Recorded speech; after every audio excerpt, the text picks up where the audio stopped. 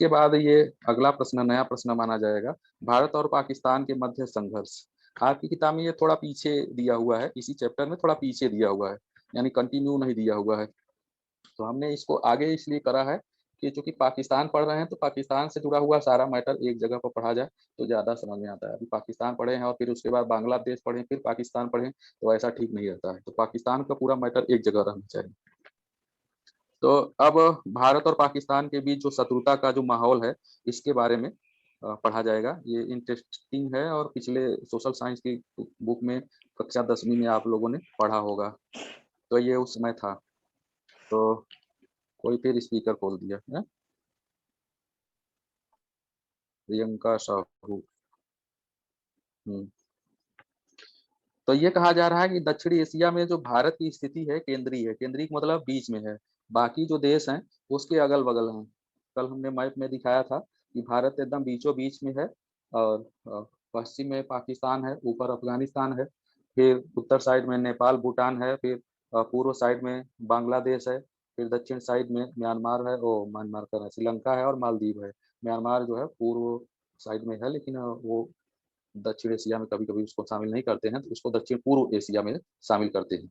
तो ये भारत की स्थिति जो है देख रहे हैं कि केंद्रीय है, तो इसका मतलब जो भी विवाद होंगे उसमें भारत का रोल जरूर रहेगा, क्योंकि श्रीलंका और पाकिस्तान में बहुत ज़्यादा दूरी है, श्रीलंका और बांग्लादेश में भी बहुत ज़्यादा दूरी है। तो ये देश दूर दूर हैं, लेकिन भारत की जो सीमाएं हैं लगभग सभी देशों से मिली हुई है। तो जो भी विवाद होंगे उसमें भारत का रोल जरूर रहेगा, ऐसा कहा जा रहा है। और इसमें जो सबसे महत्वपूर्ण जो विवाद है वो भारत और पाकिस्तान के बीच है। और यहाँ पर बात की जा रही है कि जब दोनों आज़ाद होते हैं तो प्रारंभ में ही कश्मीर के मुद्दे को लेकर दोनों के बीच में संघर्ष या विवाद शुरू हो जाता है।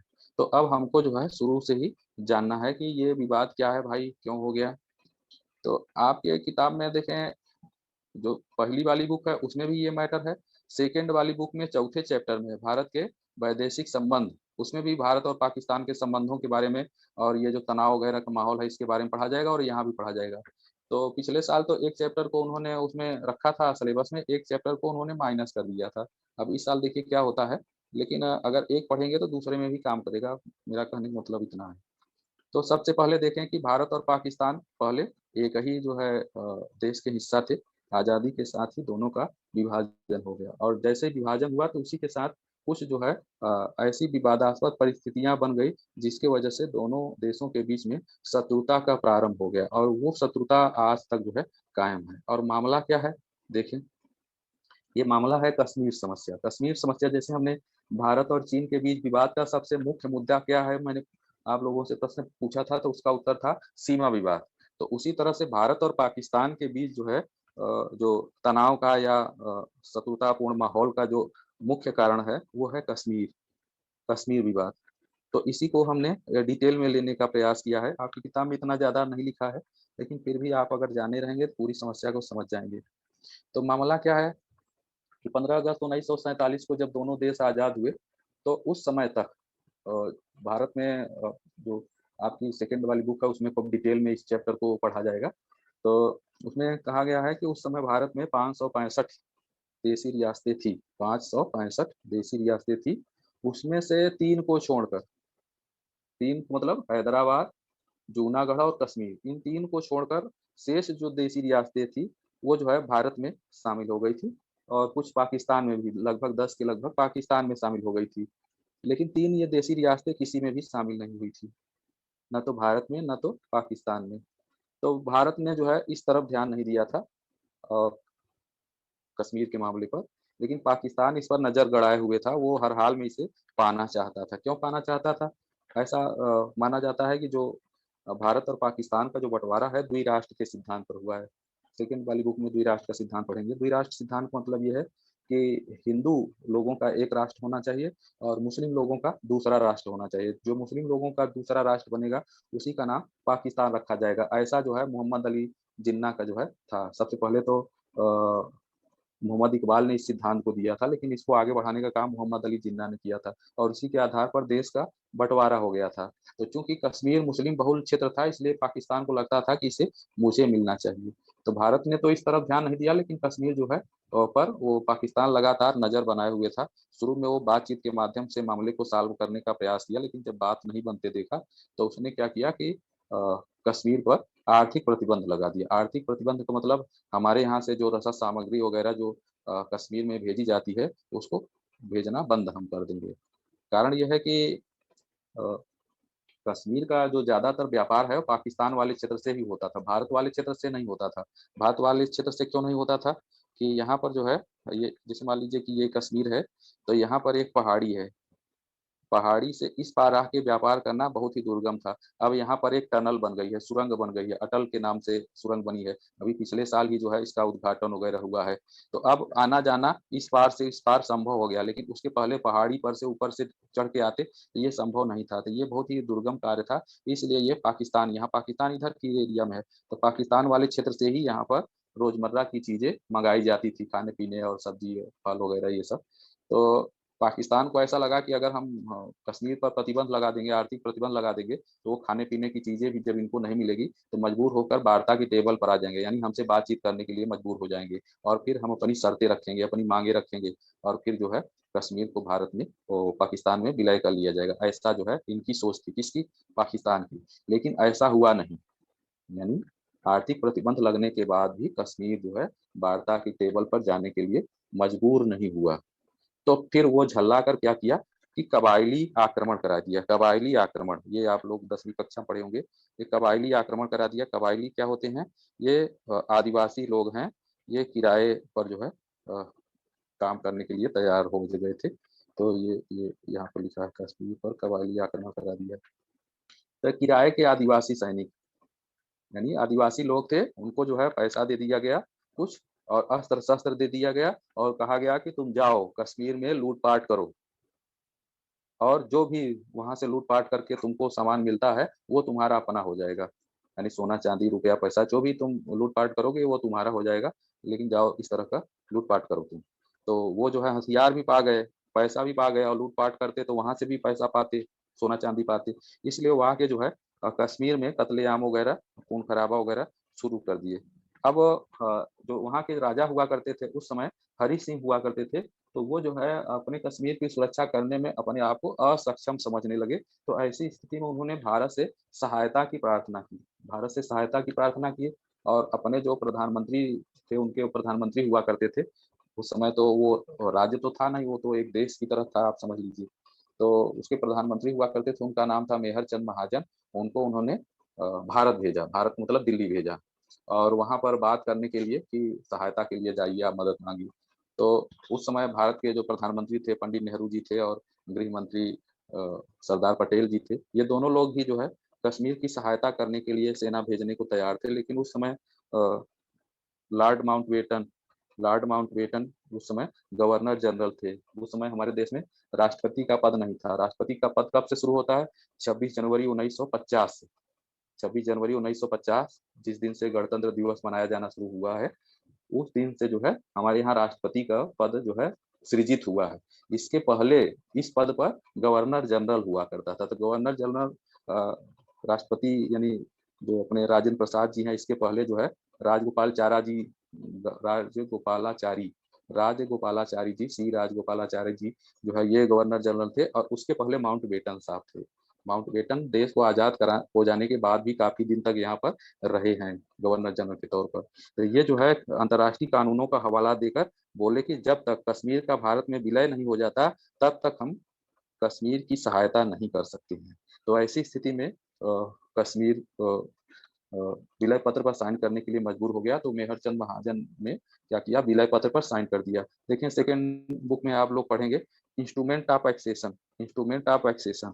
ये विलय पत्र जो था, जिसमें देशी रियासतों का भारत में विलय होता था, तो जो दस्तावेज था, उस दस्तावेज का नाम था इंस्ट्रूमेंट ऑफ एक्सेशन। उस पर अगर कोई भी देशी रियासत का जो राजा था या सम्राट था या फिर जो नवाब था, वो साइन कर देता, तो वो जो है देशी रियासत भारत के अंदर विलय हो जाती। तो ये इंस्ट्रूमेंट ऑफ एक्सटेंशन में उन्होंने क्या किया, साइन कर दिया और फिर रातों रात जो है हवाई मार्ग से भारत ने कश्मीर में सेना भेज दी, अपनी सेना भेज दी। अब जो है कबायलियों से और भारतीय सेना से युद्ध प्रारंभ हो गया। और कबायली जो है पीछे भागना शुरू हो गए थे। और जब पीछे वो भाग रहे थे, युद्ध चल ही रहा था। थोड़े दिन और युद्ध चलता तो हो सकता है कि पूरा कश्मीर कबायलियों से खाली हो जाता, लेकिन उस समय जो भारत के प्रधानमंत्री थे पंडित नेहरू जी, इन्होंने क्या किया कि मामले को शांति से सुलझाने के लिए मामले को संयुक्त राष्ट्र संघ में ले गए, और संयुक्त राष्ट्र संघ मामले में हस्तक्षेप करते हुए युद्ध विराम समझौता करा दिया। युद्ध विराम समझौता यानी अभी युद्ध नहीं होगा। और उस समय एक तिहाई जम्मू कश्मीर के जो कुल क्षेत्रफल था, उसके एक तिहाई तक कबायलियों का कब्जा था और दो तिहाई तक भारत का कब्जा था। तो अस्थायी तौर पर यह माना गया कि अभी अस्थायी तौर पर एक तिहाई पर पाकिस्तान का कब्जा रहेगा और दो तिहाई पर भारत का कब्जा रहेगा। और फिर एक आयोग बनाया गया, एक आयोग बनाया गया और उस आयोग को जो है निर्णय करने के लिए सौंपा गया कि ये मामला कैसे सॉल्व किया जाए। तो आयोग ने एक फैसला यानी जो रिपोर्ट अपनी सौंपी, उसमें ये कहा कि पाकिस्तान अपनी सेना को वापस ले। जो कश्मीर के एक तिहाई भाग पर जो पाकिस्तान का कब्जा था, वहां से अपनी सेना को वापस ले, और जो भारत है वो वहां पर उतने ही सैनिकों को रखे जितना कि शांति व्यवस्था बनाए रखने के लिए जरूरी हो। जब ऐसा होगा यानी वहां एकदम से शांति स्थापित हो जाएगी, तब वहां पर जनमत संग्रह कराया जाएगा। जनमत संग्रह का मतलब वहां के लोगों से पूछा जाएगा कि तुम भारत में शामिल होना चाहते हो पाकिस्तान में। तो नेहरू जी तैयार हो गए थे, जनमत संग्रह कराने के लिए नेहरू जी तैयार हो गए थे, लेकिन पाकिस्तान नहीं तैयार हुआ। उसको ऐसा लगा कि अभी तो एक तिहाई हिस्सा हमारे में है, हमारे कब्जे में है, हो सकता है जनमत संग्रह होने पर पूरा का पूरा जो ये कश्मीर है भारत के हाथ में चला जाए। क्यों? क्योंकि उस समय जो कश्मीर के जो सबसे लोकप्रिय नेता थे, उनका नाम था शेख अब्दुल्ला। शेख अब्दुल्ला इस समय वहां पर नेता हैं उमर अब्दुल्ला। उमर अब्दुल्ला के पिताजी फारूक अब्दुल्ला, और फारूक अब्दुल्ला के पिताजी शेख अब्दुल्ला हुआ करते थे। वो बहुत ही लोकप्रिय नेता थे वहाँ के, जम्मू कश्मीर के। और वो जो है नेहरू जी के मित्र थे, नेहरू जी के साथ पढ़े ओढ़े थे, ऐसा बताते हैं।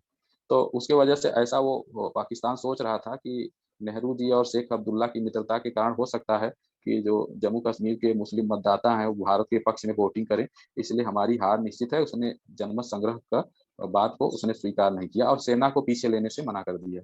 तो इसलिए जनमत संग्रह नहीं हो पाया। जब जनमत संग्रह नहीं हो पाया, तो जो स्थिति उस समय थी वही स्थिति आज तक कायम है। यानी एक तिहाई हिस्से पर, जम्मू कश्मीर के एक तिहाई हिस्से पर आज भी पाकिस्तान का कब्जा है, और जिसे पाकिस्तान कहता है आजाद कश्मीर।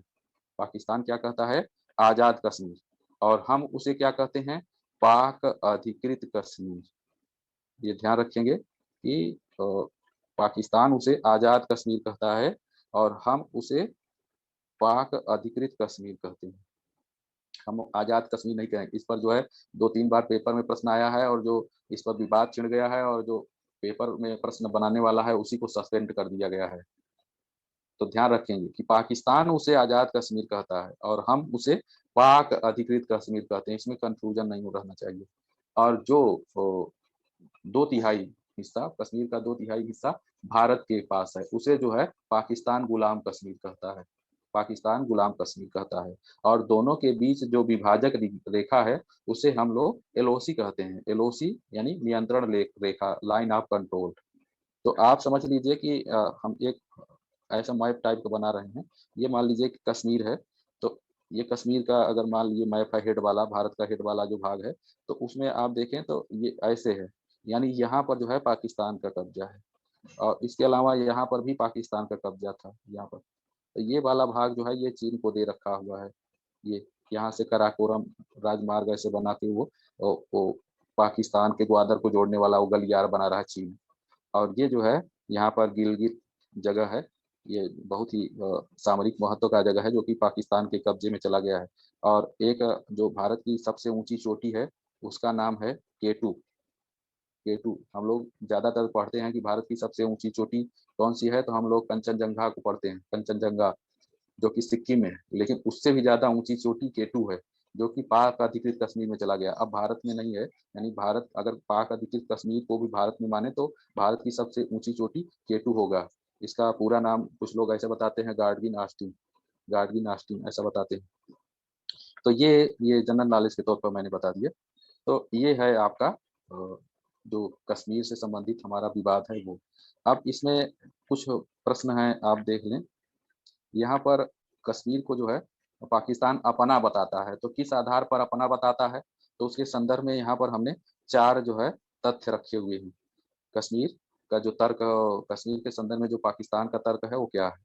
तो नंबर 1 पर यहाँ पर लिखा है, थोड़ा मार्क कर दें जिससे आपको दिख जाए कहाँ की बात हो रही है।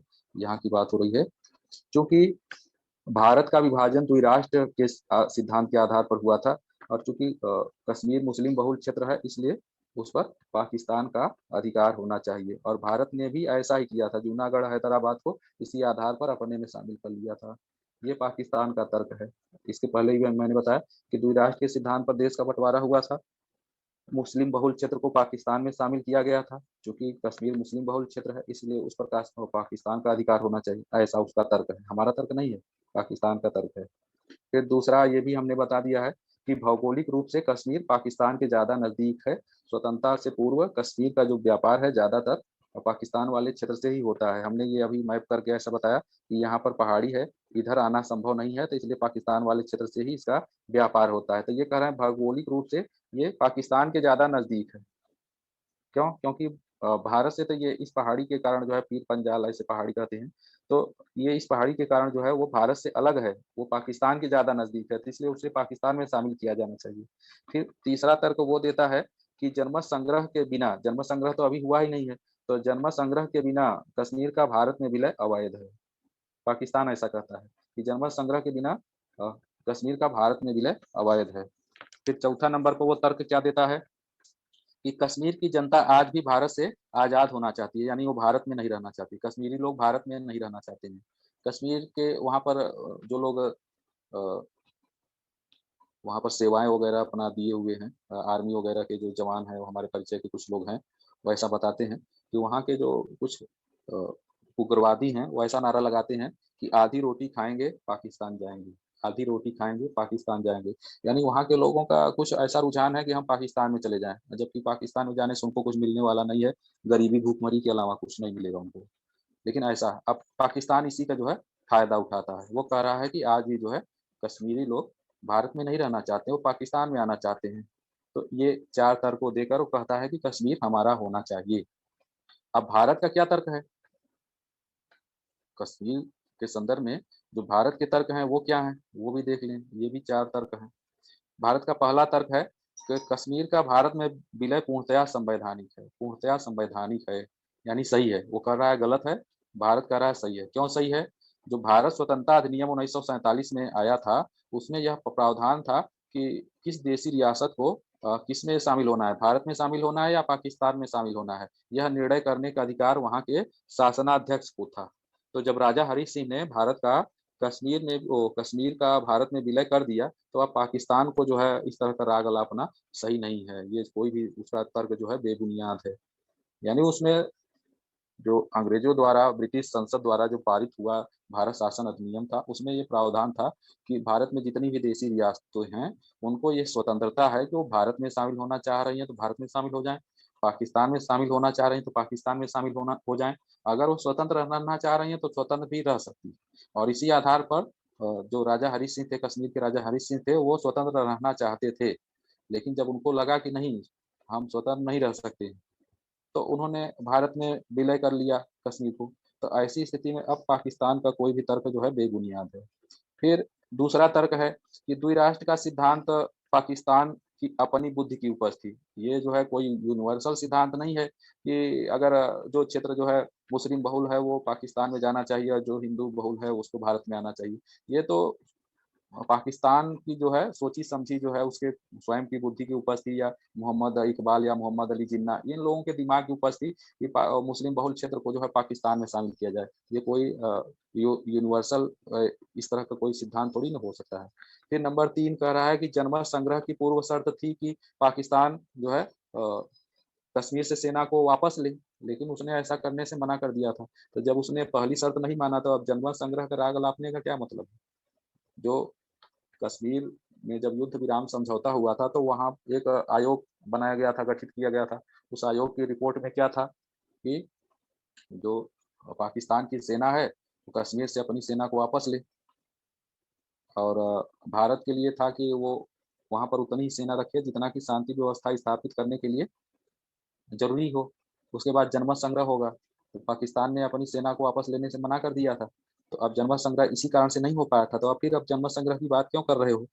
फिर नंबर 4 पर दिया है, चौथा तर्क दिया है कि जम्मू कश्मीर की निर्वाचित संविधान सभा ने विधिवत प्रस्ताव पारित करके कश्मीर का भारत में विलय कर दिया है। देखें, भारत का अपना संविधान है और वही संविधान भारत के सभी राज्यों पर लागू होता है, यानी मध्य प्रदेश का अपना संविधान नहीं है। जो भारत का संविधान है उसी में मध्य प्रदेश की भी बातें हैं। मध्य प्रदेश की जो शासन प्रणाली है, संचालित जिस तरीके से होती है, उसका भी प्रावधान भारत के संविधान में ही है। लेकिन जम्मू कश्मीर का एक अपना अलग संविधान है, वहाँ की संविधान सभा का गठन करके वहाँ के लिए संविधान बनाया गया था। और वो जो संविधान सभा थी जिसने जम्मू कश्मीर का संविधान बनाया था, उस संविधान सभा ने सर्वसम्मति से, सर्वसम्मति का मतलब जितने संविधान सभा के सदस्य थे सब की सहमति से जम्मू कश्मीर का भारत में विलय को स्वीकार कर लिया गया था। तो इसलिए जो है अब किसी भी तरह का पाकिस्तान का तर्क जो है बेबुनियाद है।